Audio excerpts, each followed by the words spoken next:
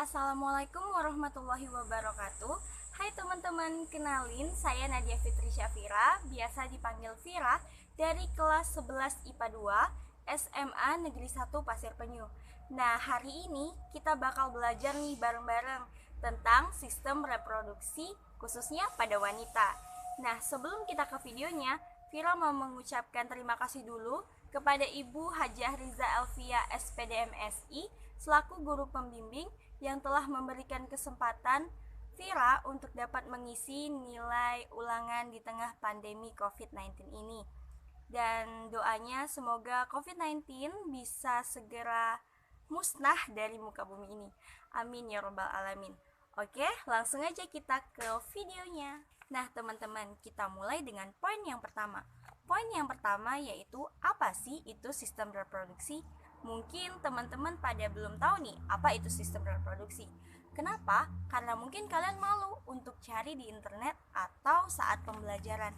Tapi perlu kita tahu nih teman-teman, sebelumnya saat kita menjelaskan atau saat kita belajar tentang sistem reproduksi, mau itu laki-laki ataupun perempuan, kita tidak boleh malu, karena itu adalah salah satu edukasi yang penting untuk kita, agar kita tahu mana yang harus kita lakukan dan mana yang harus kita hindarkan. Oh iya, lupa, kita kan bakal bahas sistem reproduksi. Apa itu artinya? Sistem reproduksi adalah sistem organ seks dalam organisme yang bekerja sama untuk tujuan reproduksi seksual nih teman-teman. Oke, kita lanjut ke poin yang kedua. Nah, teman-teman, kita lanjut ke poin yang kedua. Poin yang kedua yaitu apa sih organ-organ dari sistem reproduksi wanita? Nah, kita akan bahas. Bisa dilihat di sini. Yang pertama itu ada ovarium nih teman-teman. Ovarium atau indung telur. Ovarium jumlahnya sepasang nih teman-teman, kanan dan kiri.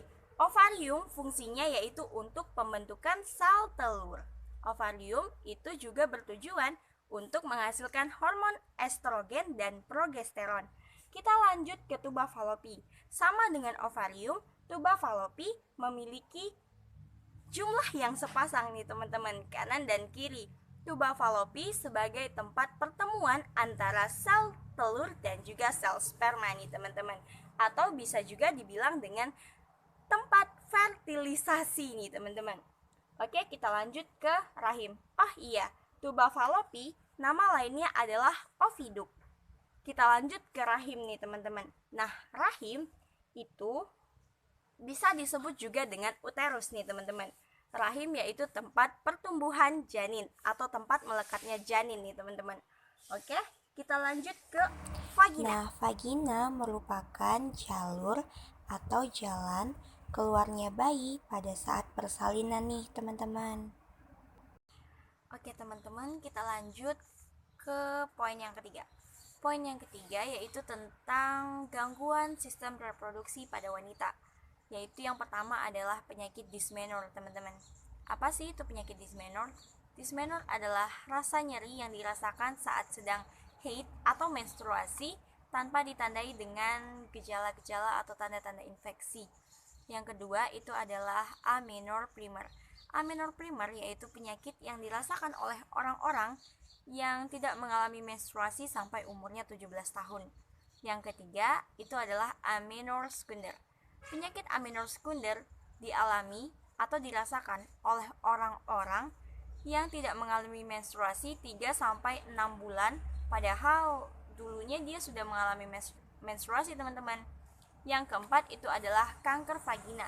Kanker vagina yaitu disebabkan oleh infeksi virus. Yang kelima adalah penyakit mioma uterus. Penyakit mioma uterus adalah penyakit seperti tumor jinak atau daging yang tumbuh di dinding rahim nih teman-teman, atau di uterus. Oke teman-teman, kita akan lanjut ke poin yang keempat. Poin yang keempat yaitu adalah teknologi sistem reproduksi. Yang pertama itu adalah amniosintesis. Amniosintesis ini adalah teknik pengambilan cairan amnion yang nantinya akan dianalisis secara genetik ataupun biokimia. Yang kedua itu adalah USG atau ultrasonografi. Nah, biasanya nih kalau misalkan kita ngecek-ngecekan, bukan kita sih, orang tua kita ngecek-ngecek kandungan itu pakai USG nih teman-teman, untuk mengetahui kesehatan bayi, jenis kelamin, bobot badan. Nah, itu kita pakai untuk USG. Yang ketiga itu ada fertilisasi in vitro atau bayi tabung. Nah, teknik ini biasanya digunakan oleh pasangan suami istri yang sulit untuk mendapatkan keturunan. Oke, kita next. Ya teman-teman, kita lanjut membahas poin yang kelima. Poin yang kelima yaitu adalah metode kontrasepsi dalam program kependudukan dan KB atau keluarga berencana. Biasanya ini dilakukan oleh suami istri yang tidak ingin mempunyai anak lagi ya teman-teman, atau sudah memiliki cukup anak. Nah, yang pertama itu adalah kontrasepsi alami. Ini bisa melalui jalur kalender ya teman-teman, tidak melakukan hubungan seksual saat sedang subur-suburnya. Yang kedua itu adalah kontrasepsi kimiawi. Ini bisa digunakan jelly, busa ataupun krim. Nah, ini toksik ya terhadap sperma. Yang ketiga itu adalah coitus interruptus. Nah, coitus interruptus ini adalah pengeluaran penis dari vagina sebelum terjadinya ejakulasi.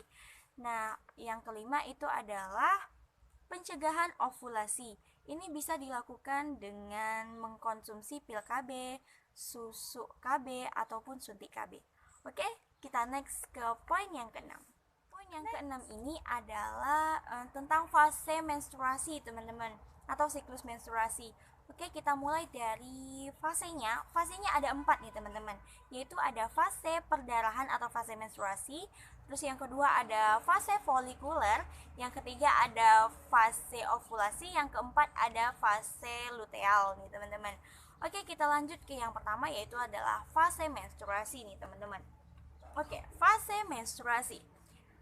Seperti yang kita alami nih teman-teman, menstruasi ya teman-teman ya. Mungkin teman-teman taunya, ih perdarahan nih, lagi menstruasi gitu doang nih teman-teman. Teman-teman nggak tahu apa sih yang terjadi dalam tubuh kita sehingga kita tuh mengalami menstruasi. Oke, kita akan belajar sama-sama di sini. Kita akan bahas sama-sama. Oke, kita mulai dari ovarium teman-teman. Kita mulai dari ovarium. Ovarium menghasilkan sel telur teman-teman. Ovarium menghasilkan sel telur lalu disalurkan ke tuba falopi. Nah, di tuba falopi kan tempat terjadinya fertilisasi nih teman-teman, terjadinya pembuahan. Namun jika seperti gadis-gadis seperti ini ya, seperti kita gadis-gadis gitu kan, tidak dibuahin nih teman-teman, tidak adanya sel sperma yang masuk, jadi tidak bisa dibuahin. Jadi sel telur itu kembali ke rahim atau uterus, namun karena tidak dibuahi, endometrium yang ada di rahim ini lulur nih teman-teman, luntur, luruh. Oke teman-teman, jadi terjadinya perdarahan melalui vagina nih teman-teman. Oke, setelah itu fase menstruasi ini terjadi sekitar 2-7 hari nih teman-teman. Oke, nah pada fase menstruasi atau fase perdarahan ini terjadi penurunan hormon estrogen nih teman-teman. Estrogen ya. Hormon estrogen ini menyebabkan kita sakit perut saat hari pertama, atau kita mengalami mood yang berubah-ubah, atau juga kita gampang marah, gampang terpancing gitu teman-teman. Oke teman-teman, kita lanjut ke fase yang kedua, yaitu adalah fase folikuler nih teman-teman. Nah, fase folikuler terjadi 13 hari nih teman-teman. Dan fase folikuler ini terjadinya peningkatan hormon kadar estrogen ya teman-teman. Jadi ini membuat kita kembali merasakan rasa-rasa ceria, rasa-rasa senang nih teman-teman. Lalu kelenjar pituitari yang ada di otak kita ini mengakibatkan terbentuknya hormon FSH atau follicle stimulating hormone nih teman-teman, yang mengakibatkan ovarium menghasilkan kembali ovum nih teman-teman. Teman-teman, kita lanjut ke fase yang ketiga, yaitu adalah fase ovulasi. Nah, fase ovulasi terjadi di hari ke-13 dan 14 nih teman-teman.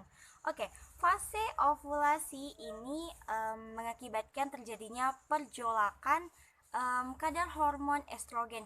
Ini membuat kita kembali bergejolak, senang gitu teman-teman, ceria gitu. Ceria kita kembali lagi dengan kadar yang puncaknya gitu loh teman-teman. Oke, sel telur yang telah dihasilkan di fase folikuler tadi itu akan dihantarkan ke tuba falopi di fase ovulasi nih teman-teman. Oke teman-teman, kita akan bahas materi yang keempat atau fase yang keempat, yaitu fase luteal. Nah, fase luteal terjadi di hari ke-15 nih teman-teman. Nah, di sini kita mengalami penurunan kadar estrogen. Hormon estrogen kita turun nih. Dan kita kembali bad mood, kembali mudah marah-marah, mudah terpancing emosi gitu ya teman-teman. Nah, yang sel telur tadi yang sudah dihantarkan ke tuba falopi itu hanya tinggal tunggu dibuahin oleh sel sperma. Jika tidak dibuahin teman-teman, maka akan kembali lagi ke fase menstruasi, fase pertama nih teman-teman. Jadi fase-fase ini rolling terus, berganti-gantian gitu teman-teman, secara berurutan.